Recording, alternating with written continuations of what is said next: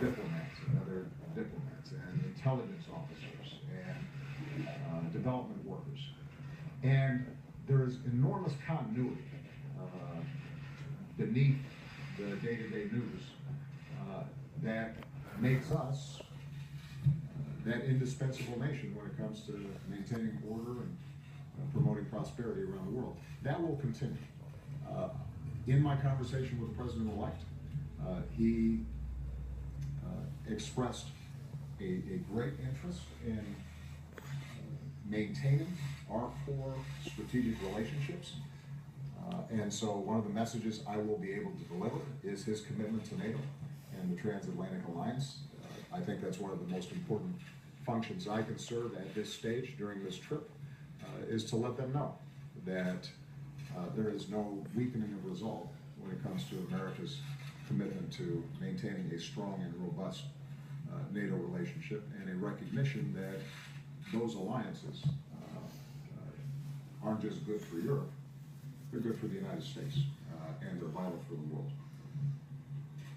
With respect to the Democratic Party, look, as I said in the Rose Garden right after the election, when your team loses, everybody gets deflated, and it's hard, and it's challenging. And so I think it's a healthy thing for the Democratic Party to go through some reflection. You know, I think it's important for me not to be bigfooting that conversation. I think we want to see new voices and new ideas emerge. That's part of the reason why I think term limits are a really useful thing. I think the Democrats should not waver on our core beliefs and principles. The belief that we should have an economy that works for everybody, not just a few. The belief that America, at its best, is inclusive and not exclusive. That we insist on the dignity and God-given potential and worth of every child, regardless of race or gender or sexual orientation or what zip code they were born in. That we are committed to a world in which we keep America safe, but we recognize that our power doesn't just flow from our extraordinary military, it also flows from the strength of our ideals and our principles and our values. So there are going to be a core set of values that shouldn't be up for debate, should be our North Star. But how we organize politically, I think is something that we should spend some time thinking about. I believe that we have better ideas.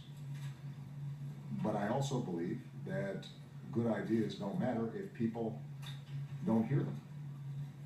And one of the issues the Democrats have to be clear on is that given population distribution across the country, we have to compete everywhere. We have to show up everywhere. We have to work at a grassroots level, something that's been a running thread in my career. You know, I won Iowa not because the demographics dictated that I would win Iowa. It was because I spent 87 days going to every small town, fair and fish fry and DFW all. And there were some counties where I might have lost, but maybe I lost by 20 points instead of 50 points. There's some counties maybe I won that people didn't expect because people had a chance to see you and listen to you and get a sense of who you stood for and who you were fighting for. And the challenge for a national party is how do you dig in there and create those kinds of structures so that people have a sense of what it is that you stand for. And that increasingly is difficult to do just through a national press strategy. it's increasingly difficult to do because of the splintering of the press.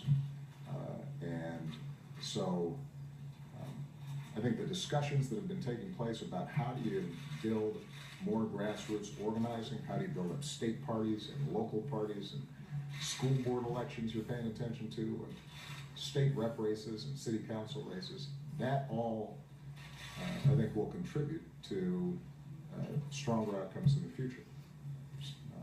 And I'm optimistic that will happen. And for Democrats who are feeling completely discouraged, I've been trying to remind them, everybody remembers my Boston speech in 2004. They may not remember me showing up here in 2005 when John Kerry had lost a close election.